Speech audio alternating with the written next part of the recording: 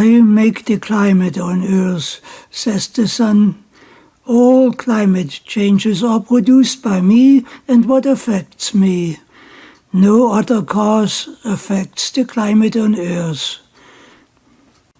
You can see this for yourself. When I am strongly active, the climate is warm on Earth. When I am less active, the climate gets cold. It can become as cold as the little ice age had been, and far colder than that.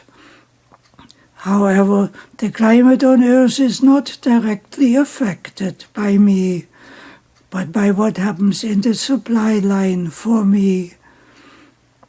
And this includes the cause for the ice ages.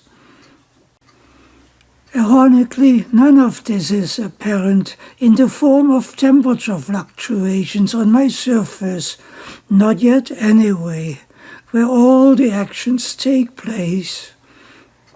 The energy density that is received on Earth remains thereby constant at the present time. I radiate light, heat, and cosmic ray particles, all by interaction with high-density interstellar plasma that is focused onto me and surrounds me. The light and the heat that I radiate is the result of plasma fusion on my surface that synthesizes all the atomic elements that exist naturally. The produced atomic elements in turn emit the light and heat that enables life to exist on the Earth. This means that for as long as I am surrounded with a sufficient dense shell of plasma, my light and heat generating process runs at a steady pace. The result is that my nominal surface temperature of 5,500 degrees centigrade remains nearly constant far into the boundary zone to the next ice age. This almost constant surface temperature is deceptive. The radiation that is received on Earth varies only within a fraction of a percent. The extreme constancy hides the fact that the next ice age is near, which is nearer than humanity imagines. The constancy of my surface temperature persists throughout a large portion of the boundary time zone towards the full ice age that will likely erupt in the 2050s.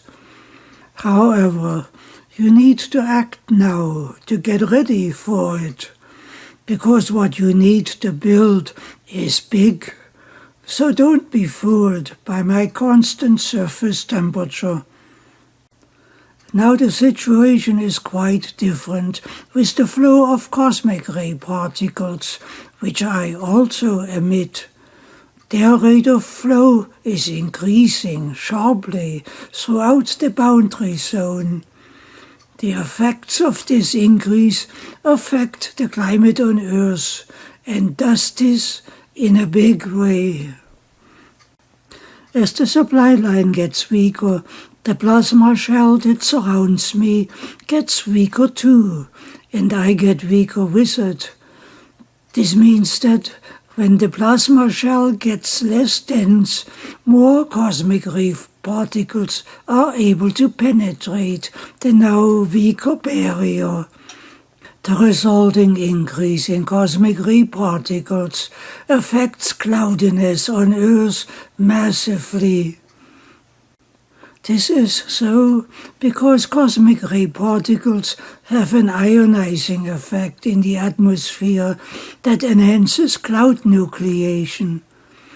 In an ionized atmosphere, the cloud-forming particles are up to 100 times more attractive to one another than non-ionized particles.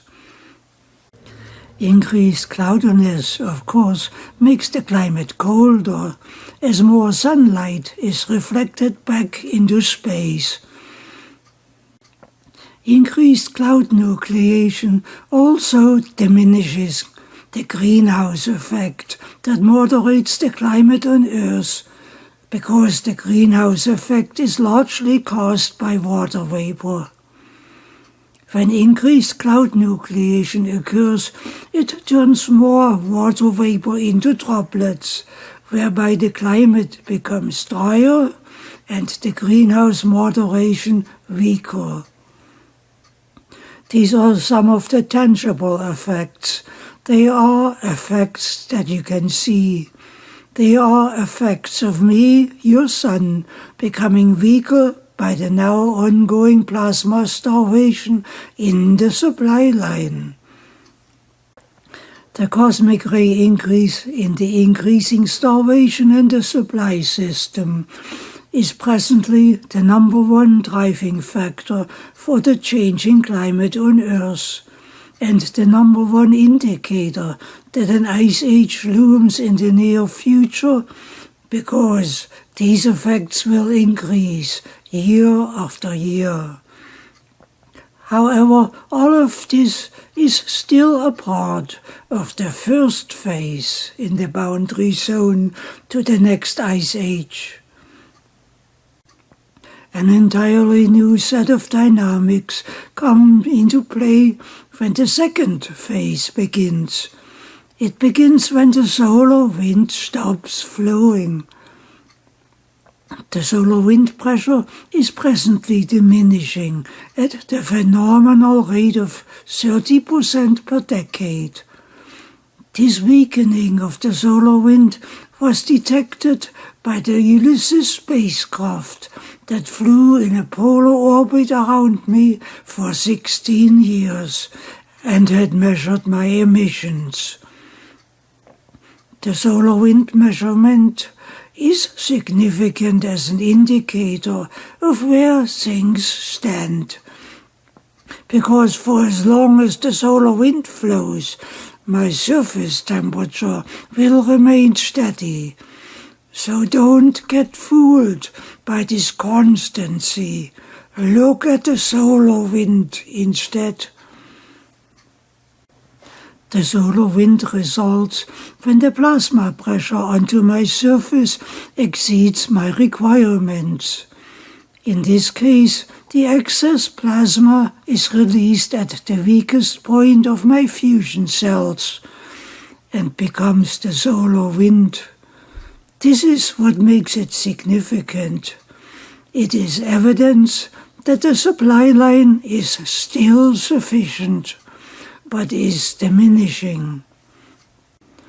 Only when the solar wind no longer flows, because no excess pressure exists anymore in the supply system, and the supply system continues to diminish, will my plasma fusion process become affected by it. It then diminishes likewise. In this case, my surface temperature gets colder, with less energy being radiated from it. That's the second phase progressively unfolding towards the next ice age. As my surface temperature becomes progressively colder during this second phase, the cooling effect further affects the climate on Earth, in addition to the then already massive cosmic ray effects on the climate. But when the last shoe drops, when the primer fields collapse that presently focus concentrated plasma onto me, which is the plasma that surrounds me like a large shell, then all that I have left to power my fusion reactions is the interstellar plasma stream itself, that still flows, but flows unfocused. When this happens, my high-powered operation ends. When this happens, my surface reactions diminish by 70%, as if I had fallen asleep and gone into hibernation. On Earth, the big Ice Age glaciation begins at this final phase shift. During an ice age with a dimmer sun, the Earth gets terribly cold. The change from interglacial to glacial climates is as rapid in nature and as traumatic as a person falling off a cliff.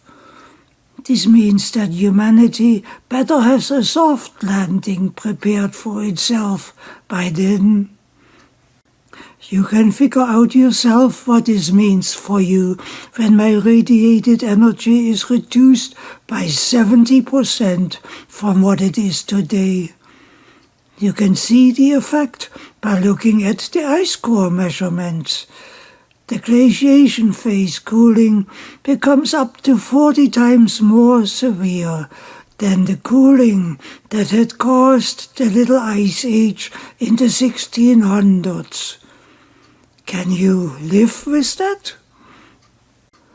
Yes, you can live with that. All you need to do is to build yourself a new world in the tropics where the ice age glaciation cannot reach you. In the tropics, my radiated energy is felt the strongest. If humanity builds itself a new world there, it has its soft landing assured. But note, you need to start the building now. You will require this new world before the present world agriculture, which is your food supply, will collapse.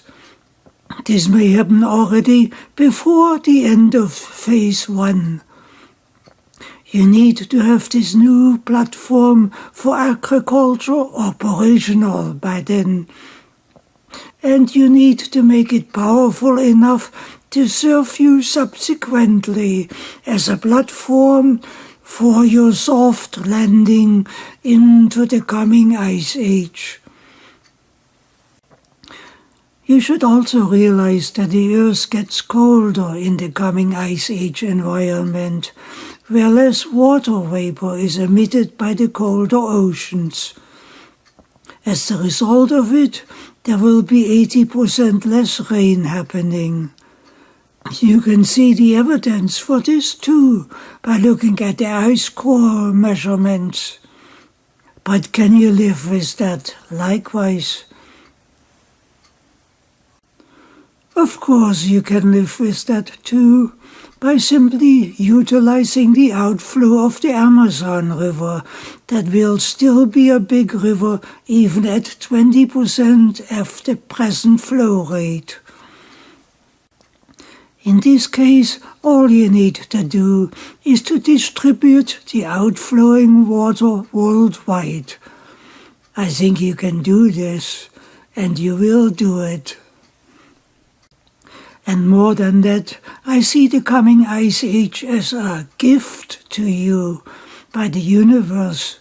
It challenges you to become more fully human and develop your innate capabilities. Of course, the coming ice age isn't an easy gift for you to accept, because it demands much. The gift of the universe, of the Ice Age, will give humanity a powerful reason to develop its deep inner humanity, and with it build itself a paradise that the Ice Age glaciation cannot affect. This potential does exist. Here lies your potential future. All you need to do in order to grasp the opportunity before you is to wake up from your denial of me, your son. I am not a gas star. I am a plasma star. Without this step of recognition, from primitive theories to what is actually real, The needed new world will not be built, and 99% of all people on Earth will suffer the horrible death of starvation. You should also keep in mind that every one of the ongoing Ice Age theories and the mainstream theories about me, your son, and about the climate on Earth are dreamscapes built on false foundations where nothing is real. The mythical hydrogen gas star, with nuclear fusion occurring at its core, cannot physically exist in the real world, much less produce energy. The self-powered sun, as an invariable constant, exists only in dreams. All the evidence speaks of me, your son, as being a dynamic, ever-changing star that is energized by long streams of plasma in interstellar space that combines stars into strings. These plasma streams are ever-changing and resonating. The resonance effects in interstellar plasma streams, which produce the ice ages, also produce the interglacial periods in between. This means that the resonance effect in interstellar plasma streams, which give humanity the interglacial periods, may be the reason why humanity exists at all. Without the interglacial periods in which humanity recovers its population numbers, humanity would likely have become extinct long before it became a significant species. This means that the dark cloud of the ice ages has a silver lining. Now that humanity lives in the boundary zone towards the end of the current interglacial period, it becomes important for humanity to protect what it has become.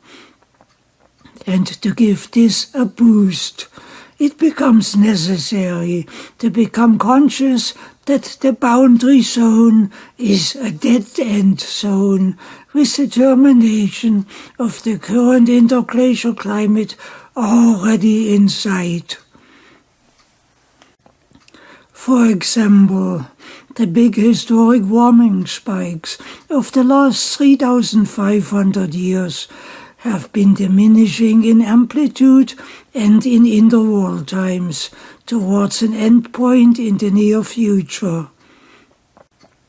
Likewise, the solar minima cycle of the last 1,000 years have been getting smaller in amplitude, with ever shorter intervals between them. When the interval times are plotted, we see them having collapsed in an almost geometric progression, and once again towards an endpoint in the near future. Even the heartbeat of my solar system, the 11-year solar cycles, expressed in sunspot numbers, is rapidly diminishing. The sunspot numbers are collapsing, and the heartbeat, the solar cycle itself, is slowing down, evidently towards an endpoint in the near future, as the result of the now ever-increasing plasma starvation in the supply line. The endpoint, of course, is the start-up of the full ice age. This happens potentially in the 2050s. It happens irreversibly. When the ice age begins, everything changes on Earth. So I say to you, accept the gift of the universe, the coming ice age in the near future, and build yourself a new world accordingly. and for the first time in history live as a people richly and securely through an ice age with joy. And what a world your new world has the potential to become. Just imagine a world with food in abundance, with free housing universally, a world where money has fallen away as obsolete. And that's just for starters. The rest of it, humanity is still too small-minded to imagine. Humanity is still thinking too small. It is still asleep, fighting over inconsequential issues, rather than actively building itself a new world for its future existence. It is time to awake. The watchword should be, waking up is fun to do.